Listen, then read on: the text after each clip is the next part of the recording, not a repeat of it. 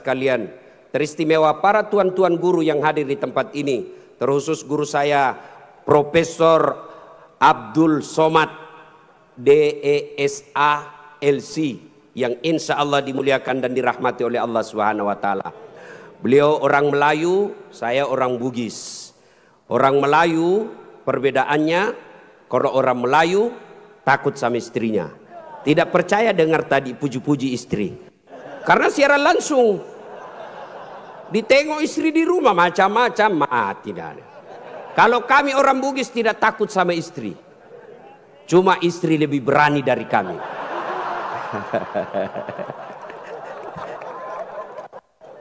Kita serius dulu, ini kumpul keluarga. Ya, suatu kali Umar bin Khattab bertanya kepada sahabatnya yang masih muda tapi dia ahli ilmu hikmah, namanya Ubay bin Ka'ab. Umar bertanya, Ubay, apa sih makna daripada takwa?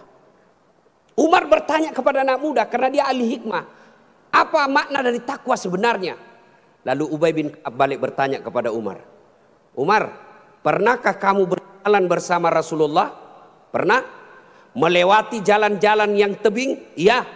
Apakah ketika Nabi menemui jalan yang banyak tebing, cadas, banyak batu-batu runcing, apakah Nabi mundur ke belakang?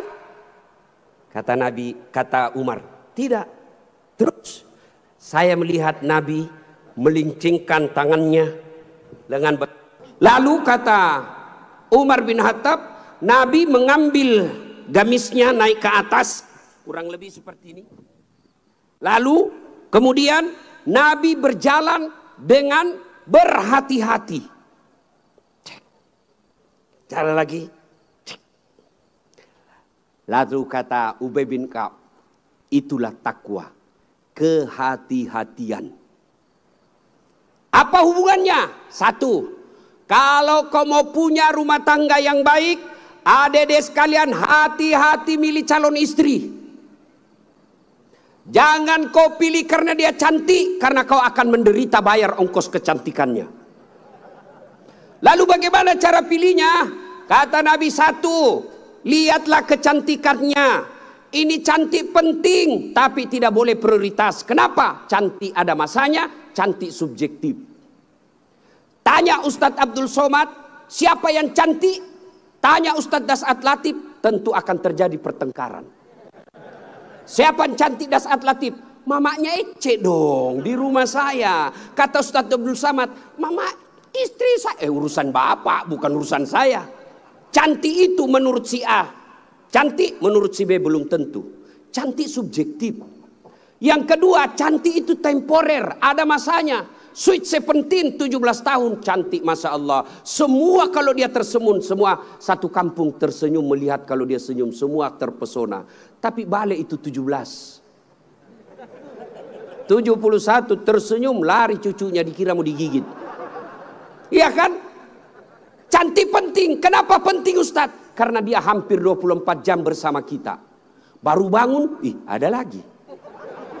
Mau makan, dia lagi depan kita. Pulang kantor dakwah, ada lagi sih dia. Keluar kamar mandi, aduh dia lagi. Jadi kalau jelek casingnya, biasanya kita cepat ganti casing. Cantik penting, tapi tidak boleh prioritas. Karena kalau cantik, kau akan kecewa suatu saat. Yang kedua kata Nabi, lihat keturunannya. Keturunan penting tapi tidak boleh prioritas. Kenapa? Ada orang bapaknya Nabi, ternyata anaknya pengkhianat. Nabi Nuh. Ada orang bapaknya penyembah berhala tapi anaknya jadi Nabi Ibrahim alaihissalam. Penting kau lihat keturunan tapi tidak boleh prioritas. Kenapa? Karena itu hidayah datang dari Allah. Yang ketiga kata Nabi, pilihlah dia karena kekayaannya. Penting cari orang kaya. Kenapa? Mudah-mudahan kata orang Bugis, koma bene ko sapa ko yarong kai mo sunroi macek-ceking. Artinya kalau kau beristri, kau lihatlah mana yang bisa kau nyangkut kalau kau jatuh. Penting. Rasulullah menikah dengan Siti Khadijah, janda kaya di Makkah waktu itu. Penting cari kaya, tapi jangan prioritas. Kenapa? Kekayaan ada batasnya. Dia kaya Ustadz. Oh, iya kah? Iya kaya. 7 turunan tidak akan miskin. Masalahnya dia turunan ke-8. Yang keempat kata Nabi, pilihlah karena agamanya. Wah, bertanya mahasiswa saya di Unhas, Ustadz, kenapa agama nomor 4? Mestinya kan nomor 1. Saya bilang jangan salah dek, agama nomor 4 tapi tidak titik di situ, koma. Ada stressingnya, dikasih board cetak miring, tebal. Utamakan agama, dengan agama kau bisa dapat semuanya. Mencari perempuan cantik, kaya, keturunan baik-baik, baik agamanya, 100 orang belum tentu ada 1. Kalau Ustadz Abdul Somad tahu di Pekanbaru ada seperti itu, tunjukkan saya. Saya juga masih mau. Iya, tapi yang banyak kan cantik wajahnya, otaknya heng. Kaya lagi, mukanya kayak kesurupan. Maka mendapati sempurna tidak mungkin. Tapi makanya Nabi katakan, utamakan agamanya. Adik-adik sekalian, kalau kau melihat perempuan, lihatlah agamanya. Cewek-cewek yang hadir di tempat ini, bapak-bapak yang punya anak gadis, lihatlah agamanya. Gimana cara lihat agamanya? Gampang, paling gampang. 1, lihat dia rajin tidak berjamaah ke masjid. Kalau dia rajin berjamaah ke masjid, lihat dulu masanya kapan. Kalau dekat pencoblosan, hati-hati, bisa jadi itu pencitraan.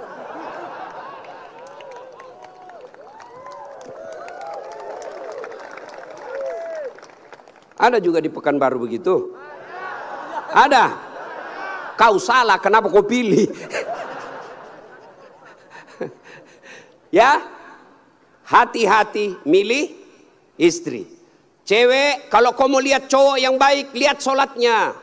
Kalau kau berjalan bertiga, tiba-tiba masuk waktu sholat dia gelisah, dek, cari masjid dulu, itu sudah harapan. Tapi begitu kau bilang dek, dia bilang dek, bang, sholat dulu dong, sudah mau asar ini kita belum sholat duhur. Nanti kau lewatin surga, besok aja lagi sholat. Sudah selesaikan, langsung katakan wabillahi taufiq wal hidayah, say goodbye. Dan tidak usah pacaran bos. Tidak ada. Saya kadang curhat ibu-ibu, kenapa suami istri saling tidak menghargai?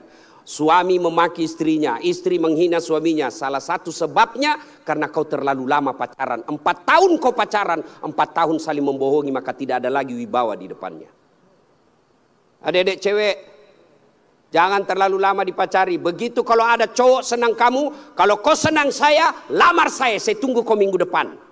Begitu kau bilang lamar, hilang itu dia besok. Ini juga cewek sekarang baru modal dikirim stiker lope-lope. Kelepak-kelepak, beleng-beleng. Modal 15.000, dibelikan roti 1 bungkus. Teh 1, autan 2 biji. Bawa pinggir jalan lihat nonton mobil. Motor aja 1 tahun dicicil lunas.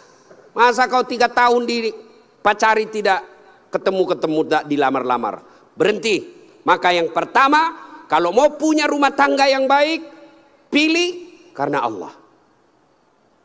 Yang kedua, saudara-saudara sekalian, percaya bahwa tidak ada rumah tangga yang tidak ada masalahnya. Bohong kalau ada orang bilang tidak ada masalahnya. Bohong. Jangankan kita ini para ulama. Ustaz Dasat Latif, adik-adik pikir tidak ada masalah saya. Besar masalah saya, apalagi setelah viral. Apa masalah saya sekarang paling besar? Banyak janda-janda curhat. Ustaz, adakah doa-doa penenang jiwa? Saya kirimilah doa-doa penenang jiwa.